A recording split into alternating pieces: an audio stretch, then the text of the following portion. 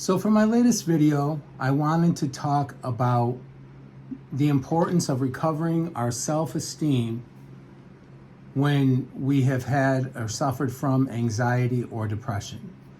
And I'm making the video because I feel like this is a very under-talked about step in the process of recovery because of the immense damage that these conditions do to our self-esteem.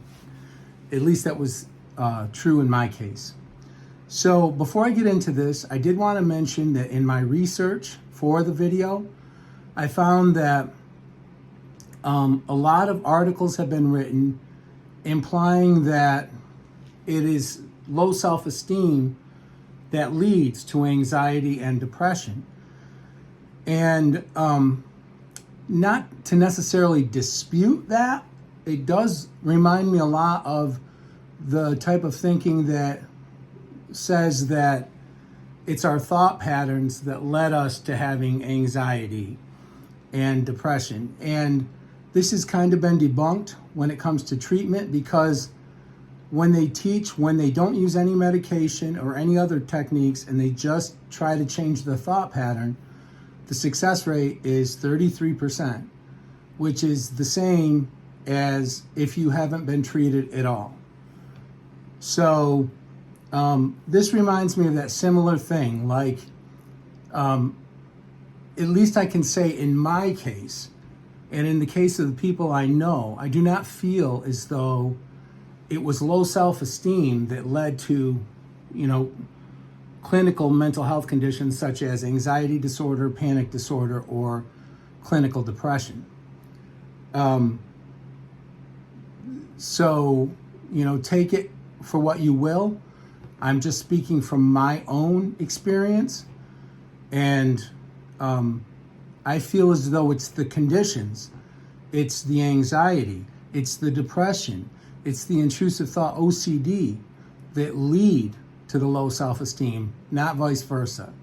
And that doesn't mean that people with low self-esteem aren't more likely to develop mental health conditions. That would not be a shocker, and studies do kind of point this out. But, it's the chicken or the egg thing, and I do not believe, at least in my case or in the case of a lot of people that I know, that low self-esteem was the big factor in them developing these mental health conditions. So now with that out of the way, let's talk about exactly how these mental health conditions destroy your self-esteem. In the case of anxiety, what happens? It paralyzes you with fear. You can't do things that used to be just everyday things that you did without any problem. In my case, it was things like driving, earning a living, even leaving my house. I was unable to do these things, and it made me feel weak, and it made me feel worthless. And especially as a man. And for the first 7 years of our marriage, I was pretty much the person, if we went on long trips or, day trips, I was always the one who drove, I felt as though, that was something, a strength I could actually provide and give my wife a break. But after I started having panic attacks and experiencing severe anxiety, I wasn't able to do that anymore. And these types of things, they really make you feel weak. They make you feel not manly. They make you feel like you're not a provider and that you can't take care of your family. And it destroys your self-esteem. I know in my case, I felt like just weak and impotent when it came to taking care of my wife and family. Another thing that frequently happens when you develop these mental health conditions, weight gain. And, I've already talked to you guys about the weight gain that I went through, a little over 100 pounds in the course of a year or so. And it makes you feel like you're bringing your entire family down. I remember feeling like, I have an incredibly beautiful family, And I remember feeling like, a smudge on a beautiful painting, and an embarrassment when I used to go around with them when I weighed, upwards of 350 pounds. It just robs you of your self-esteem. And any of you out there who've experienced, weight gain or life as an overweight person, you'll know that the world is not kind to people who are heavy. And even though, a large amount of people in the United States are overweight, there's very little sympathy for people who are heavy, especially if you're really heavy. And there's a lot of negative personality assessments done to people who are heavy. They're lazy, they're smelly, they're this, they're that. And, those things only just deepen the lowering of your self-esteem when you're faced with these mental health conditions, when you're faced with anxiety. They also, another thing that they do to lower your self-esteem, that anxiety does to lower your self-esteem, is things that were maybe part of your identity are robbed from you. Like in my case, I was always an athlete. Well, being an athlete and having, panic disorder and anxiety disorder just didn't go well together. I wasn't able to be who I was before. And some of those things are things that you formed your identity around. Could be a talent, could be your employment, whatever it is. Certain things are part of your identity, and anxiety, when it's severe, when it's clinical, robs you of that. And it almost causes identity issues when it gets bad enough. So those are some ways that anxiety robs you of self-esteem. Now I'll get into depression and my experience with clinical depression and how it played a huge factor in lowering my self-esteem. So clinical depression, at least for me, made me incapable of feeling and caring the way I should about things that were important to me. And these are things that you intellectually know are important, but you don't have that same sense of that deep caring, and that feeling isn't there. And you start to question, am I a bad person? How come I don't feel that feeling of caring?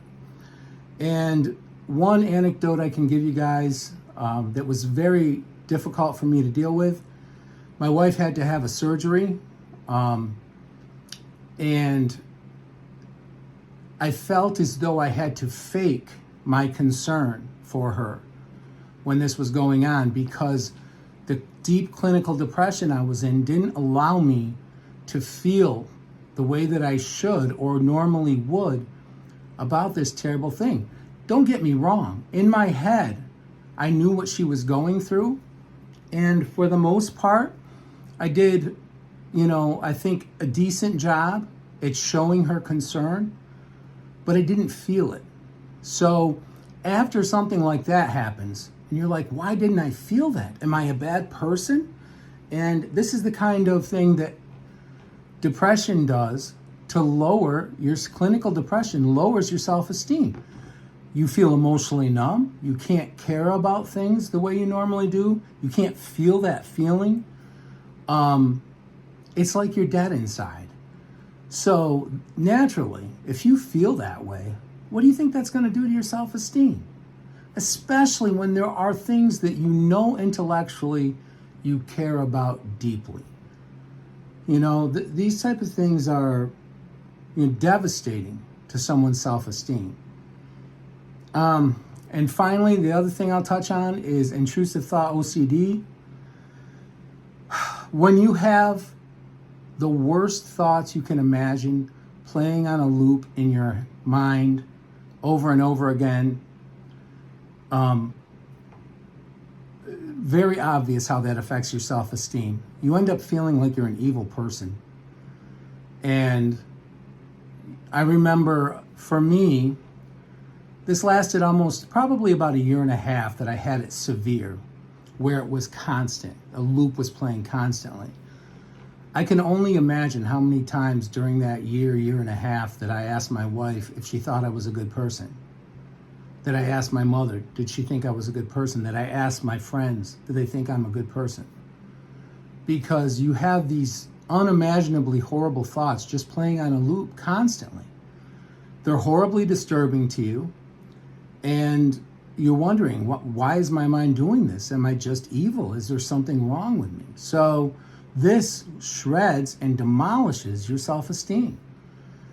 And, you know, it makes me surprised that, you know, building, first of all, acknowledging that anxiety spectrum disorders, you know, anxiety disorder, panic disorder, clinical depression, intrusive thought, OCD, acknowledging that these things cause low self-esteem as much as they may have been caused by low self-esteem, or a lot more so.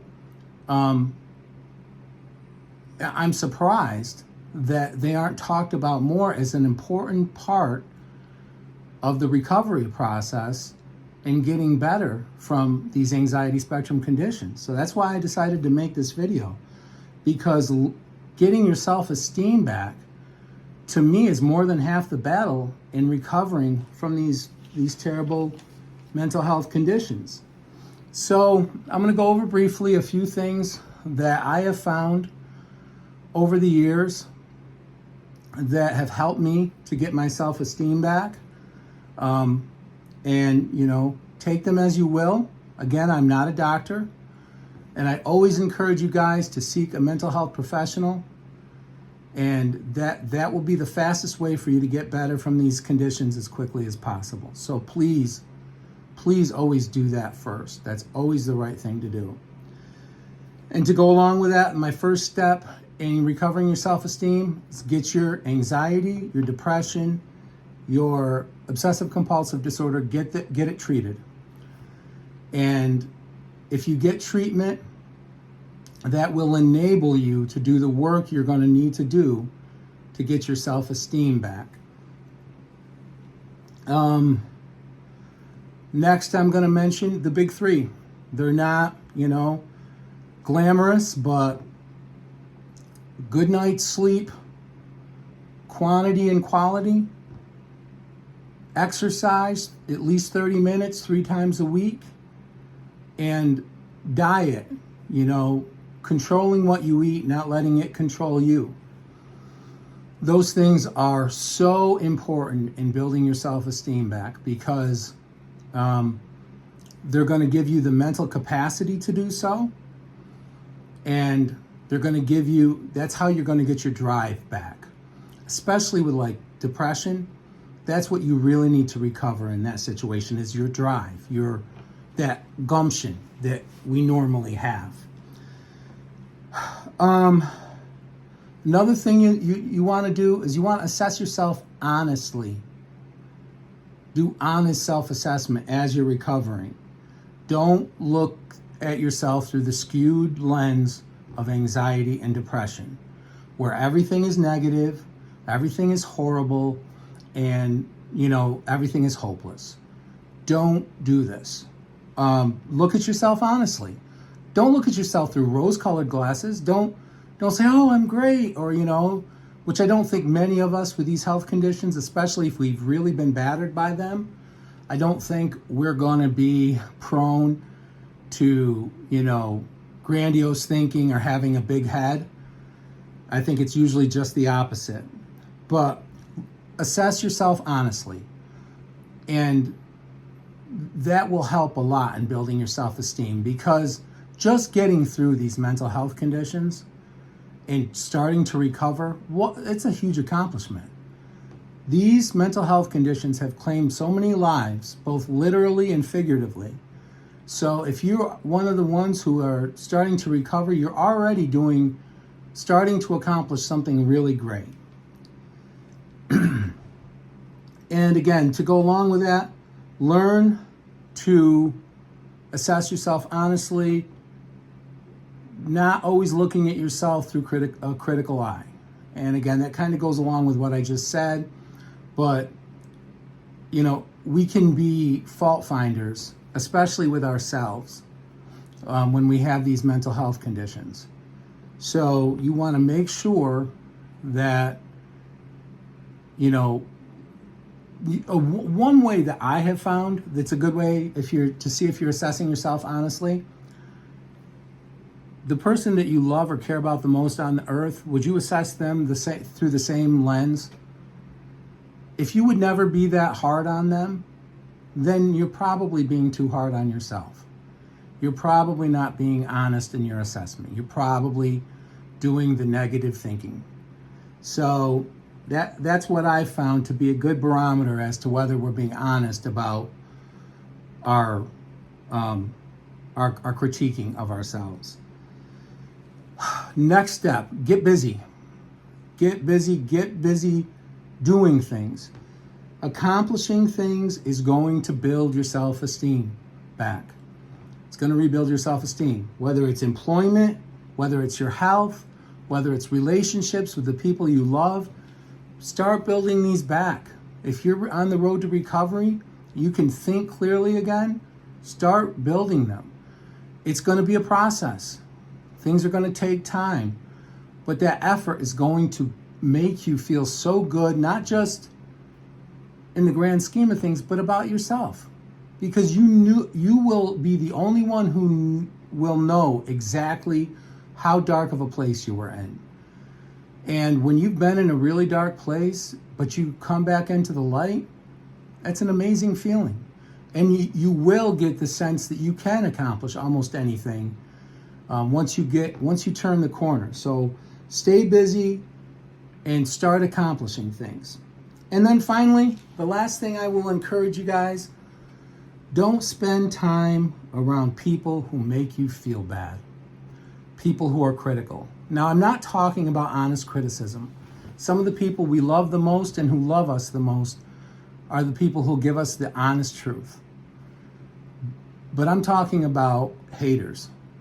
People who are always negative, who are always looking at flaws, always looking at warts.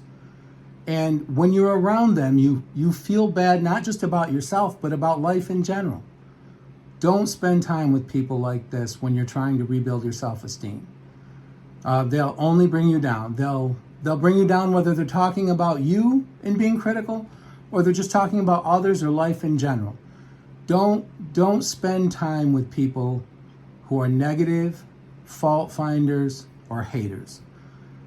Life is too short, and you have too much to accomplish to let yourself be limited by somebody who's just miserable. Plain and simple. So that's about all I want to say in this video. Again, thank you guys so much for the support of the channel. The comments are great. Like, share, subscribe. And until my next video, take care.